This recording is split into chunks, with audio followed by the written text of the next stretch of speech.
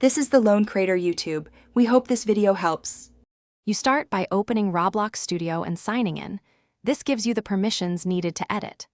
Once the place loads, you need to enable the Explorer if it's hidden. Go straight to the View menu and look for Explorer in the ribbon. Click it to toggle visibility. You do this now so the rest of the interface becomes actionable, and enabling Explorer here ensures objects, hierarchy, and properties will appear as you continue building. Once Explorer is visible, make it part of your workflow by docking and resizing it to a convenient spot. You can also use Ctrl plus Shift plus X to toggle it faster. This shortcut saves time during iterative edits.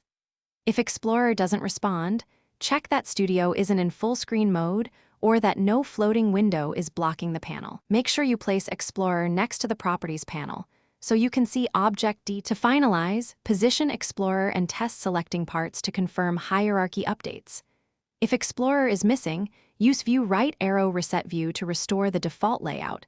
This often fixes hidden panels. If that fails, disable plugins or custom layouts that might override the interface, then restart Studio.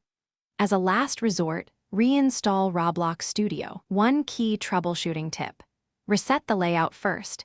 It resolves most Explorer visibility issues without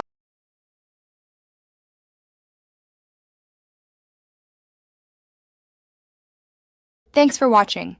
Consider subscribing if we helped you.